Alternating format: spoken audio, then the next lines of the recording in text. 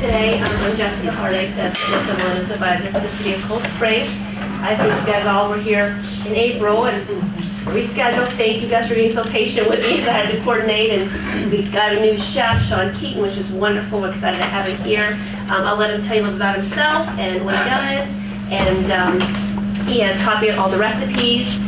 And he'll tell you about the theme of today and what he plans to prepare for you guys. And if you have any questions, don't hesitate to ask at any point. He's here to help you guys understand the recipes and techniques and cooking. So we'll go ahead and get started. My name is Keeton. I am Keeton in the kitchen. 2 questions that I'm going to go ahead and get out of the way right now. Everybody always asks me 2 questions at every class, no matter what. Am I married and am I cooking at a restaurant? Right now, no, I'm not married, and no, I'm not cooking at a restaurant. I have in the past. I've cooked at several different restaurants all around the area. Right now, I'm teaching. I'm doing classes for kids. I'm doing cooking classes, book signings. You'll see my books up here. I will have a few. I don't have a lot of copies with me, but I do have a few, so if somebody's interested in a book, we'll talk about that toward the end of the class. And I'm loving it. Now I can do what I want when I want to do it, and I don't have to be there till midnight every Saturday night, every Friday night. I have a son. He loves to cook. He usually helps me in these classes. He's with his mom today. So I'm winging it. It's just me. Jessica really gave me what I consider free license, kind of to do what I wanted to do food-wise with this class, which I really like. I will come and I will teach anything. I've literally taught just about everything from desserts to Mexican food to Cajun food, comfort foods, you name it. The good thing about having an open palette is that I can teach a lot more things in this class. You can learn as much in this class as you would learn in 3 or 4 if she said, okay, we have a meat, we got 3 vegetables, we got to have an appetizer. You're going to learn 4 things, and that's basically it. Today we're going to go all around the realm of healthy eating, how to save money, comfort foods, a lot of different things. So, as Jessica mentioned, anytime you have a question, please ask me. If you leave here today and you didn't A, have fun, and B, learn something, then I didn't do my job. So you leave here and you think, well, I had a question on granola and I really wanted to ask you, and then I get home, I forgot to ask you this because I was waiting until it was done. Don't. Ask me. Sometimes, now I'm getting, I wouldn't say elderly, but I'm getting up in age. If I'm in the middle of a point, sometimes if you ask me a question, I will not remember where I was completely. So if you can just kind of wait till I'm at the end of the point. But anything you ask, anything you wonder, please ask me. Just real quick, if you have any questions for me after we leave here. This is not just a class where you get to ask me now and then I walk out the door and that's it. Facebook. And I'm sure you two are on Facebook, right? Are you? Okay. See, everybody's on Facebook nowadays, even kids. Keeton in the Kitchen is my Facebook, same as my website, the name of my book, everything. All you have to do is send me a question on there. Sean Keeton. I'm more than happy to answer you. So don't hesitate to send me a question. If you do leave here and you forgot something, I wish I had asked you, ask me. I'm there for you. I'm more than happy to help you. Try not to wait till the very end. I will tell a quick story. I had a lady send me, I'm not on Facebook much on weekends. Friday night, she sends me a question. I'm not on there. I'm not on there until Monday.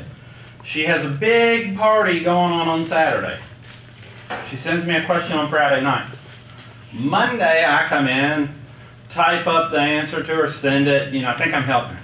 I get this terribly nasty response. I did the party stunk, you were not there, terrible. Don't send me something on Friday night if you need to know Saturday. I can almost promise you I'm not going to answer it in time for it to be a success. So anything that you do have, I'm more than happy. One thing you're going to know is you all have copies of all the recipes. The one thing that I do not do is go in any order ever. Not in my cooking, not in my recipes, whatever. I'm going to freelance, and I'm going to talk to you today about that. Ways for you to be creative and not feel like you're boxed in by a recipe. I'm going to start today with granola with dried fruit, which is probably about the 4th page over. Why am I starting with granola with dried fruit? A, it's easy. B, it gets you all something to snack on really quickly. The longer I make you wait, the less you pay attention to what I say. I've learned that through the years. The great thing about granola, you go to the grocery store, Jessica and I touched on this earlier. You go to the grocery store, you buy a box of granola, it's this big, it costs you $5. You can make this at home in bulk for 1/10 of that. Seal it in a, I guess I can say brands, seal it in a Ziploc bag, put it in the cabinet. That's okay, right? Because that's what everybody knows about. Sometimes people say, don't say name brands. Put it in a Ziploc bag, put it in the counter.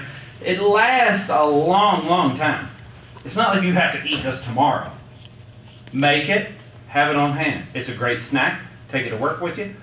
Eat it for breakfast, whatever you want. It's wonderful. What I have here is old-fashioned oats. I do not use rolled oats. I do not use quick cut oats. I do not use steel cut oats for this. Steel cuts are too grainy. I love steel cuts. You'll see, if you join me on Facebook, I guarantee you're going to see me eating steel cuts till you think I went crazy. You're going to think I own stock in steel cut oats. I love them. They do not work for this recipe. Quick cuts do not. They're too grainy. They're too powdery. Old-fashioned oats. These I put in the oven on a baking pan last night. It probably says on there 400 degrees for a little while. I did that last night because watching oats in the oven is not very exciting. So you're going to have to take my word for it that I did this. I put them in there until they got nice and hot. They sort of dry out. They toast a little. They take on a different flavor. So I want to kind of toast these up a little bit. That's what I have here. So I'm going to add some into this bowl. Again, just spread them out on there. Give them some time. I will take one quick second to say, I love talking about food. I really love talking about food. I love teaching. I guarantee you, you're going to leave here today and you're going to say, he didn't put the cherries in the granola. I get so excited when I'm up here and I go on to something else and I forget. Go by this, not by what I say. So there might be something that gets left out. I promise you there will be, and you'll be saying, wonder why that's on there and he didn't do it. Because I forgot. We'll leave today, there'll be something in the refrigerator and I'll go, God, I forgot to do it. But I got excited about it. Since we're not mentioning name brands, if there was a name brand associated with Quaker. Okay. If there were, it'd be Quaker. So we have these that I toasted last night. And also, they're a little powdery, which is good. You're going to notice on your old-fashioned oats that they are a little powdery. You see what that gets on. Not nearly to the extent that a rolled or a quick cook oat is. Say that 4 times in a row. Quick cook oats are pre-cooked. That's why they can cook in 1 minute in your kitchen, because they've already cooked them. So these are not. They're going to hold their texture, they're going to hold their flavor a little bit better, and they have a little bit of powder, which is good, because we're going to add some things here in a minute that would have a tendency to clump.